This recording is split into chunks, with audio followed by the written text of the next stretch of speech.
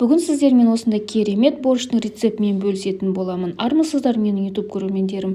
Осы борщтың рецебі керек болады деген жақыныңызбен бөлісіп, менің каналыма тіркеліп қолдау білдіріп қойыңыз. Бүгін менде борщ сиыр етімен баяу отта 1,5-2 сағат пісіріп қайнаттым. Содан кейін чеснок, помидор, перец қосып тағы да қайнаттым.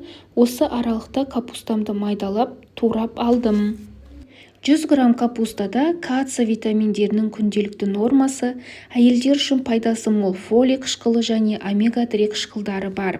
Бұл компоненттер жүрек-қан тамырлары жүйесіне және қант диабетінің 2-ші типіне қорғаныс әсерін тигізеді.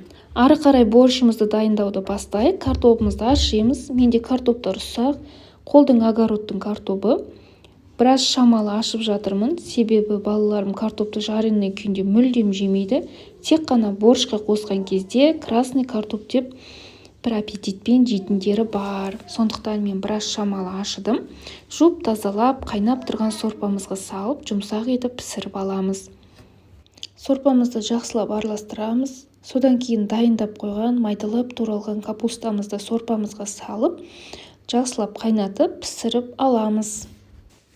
Байқап тұрғандарыңыздай, мен сорпаға сәбіз қоспадым, себебі балалар сәбізді ұнатпайды.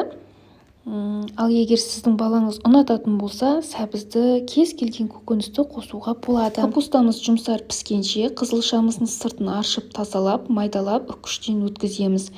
Сорпамыз дайын болып қалды деген уақытта 5 минут қалған кезде қызылшамызды сорпамызға қосып пісіріп аламыз. Қызылшаны ұзақ уақыт отта ұстауға болмайды, ол себебі өзінің цветін жоғалтып, сорпамыз ағарып кету қаупі бар.